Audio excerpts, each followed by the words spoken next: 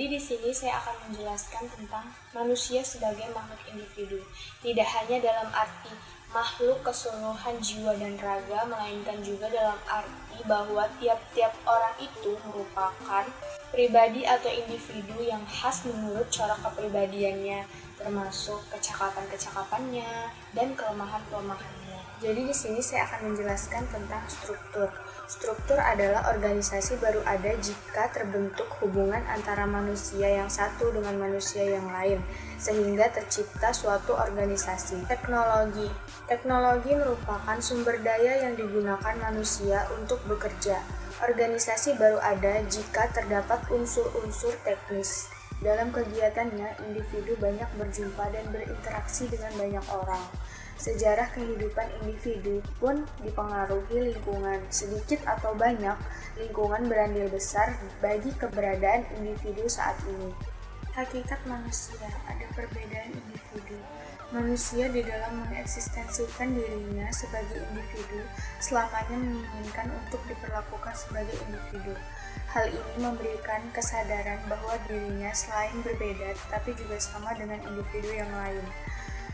Setiap individu menyadari identitasnya yang tidak sama secara fisik dan psikis dari individu yang lain. Sistem sosial merupakan kegiatan sejumlah orang yang hubungan timbal baliknya kurang lebih bersifat konstan atau bersifat tetap dan tidak berubah. Bersamaan memiliki arti bahwa segala sesuatu yang terjadi menjadi kepentingan bersama. Bila hasil kerja memuaskan, maka semua pihak akan bangga. Dan apabila hasil kerja mengecewakan, maka wajar bila semua merasa bersalah. Hasil. Di sini hasil ada perilaku organisasi holistik yang mana hubungan orang antara organisasi atau dengan organisasi, orang seutuhnya, kelompok seutuhnya, organisasi seutuhnya, dan sistem sosial secara keseluruhan. Pendekatan kognitif. Pendekatan kognitif menekankan pemahaman terhadap perilaku seseorang pada sifat mental internal, yaitu berpikir dan menimbang. Dalam pendekatan kognitif, perilaku dapat dikatakan timbul, misalnya mengetahui berpikir dan memahami perkembangan yang sangat penting. Dalam pendekatan ini, data atas sikap, nilai, pengertian, dan pengharapan pada dasarnya dikumpulkan melalui survei dan kuesioner. Pendekatan reinforcement atau penguatan. Pendekatan penguatan menekankan pemahaman terhadap perilaku seseorang pada peranan lingkungan dalam kehidupannya. Pendekatan reinforcement menyatakan bahwa perilaku ditentukan oleh lingkungan baik sebelum terjadinya perilaku maupun sebagai hasil dari perilaku. Teori reinforcement bersifat historis. Dalam hal ini, suatu respon pada keadaan tertentu menjadi fungsi sejarah lingkungannya. Misalnya, bagaimana seringnya dan dengan cara apa respon dapat dihargai pada masa lalu. Dalam pendekatan reinforcement, tidak ada perbedaan antara sadar dan tidak sadar. Pendekatan psikoanalitis. Pendekatan ini menekankan pada peranan sistem psikoanalitis dalam menentukan suatu perilaku. Dalam pendekatan psikoanalitis, keinginan dan harapan dihasilkan dalam ide dan kemudian diproses, dikerjakan oleh masing-masing individu.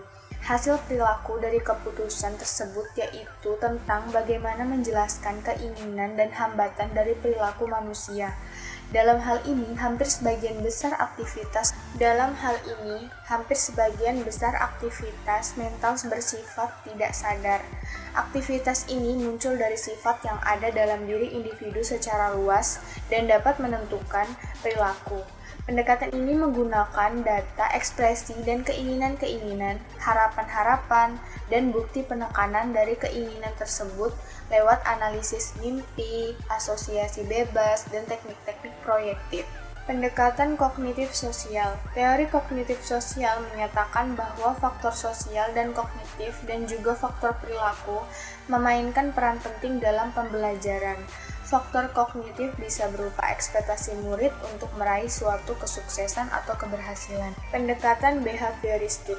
Behavioristik memandang bahwa ketika dilahirkan, pada dasarnya manusia tidak membawa bakat apa-apa. Manusia akan berkembang berdasarkan stimulus yang diterimanya dari lingkungan. Lingkungan yang buruk akan menghasilkan manusia yang buruk, dan sebaliknya lingkungan yang baik akan menghasilkan manusia yang baik. karena behavioristik memuaskan dirinya pada pendekatan yang sungguh-sungguh objektif.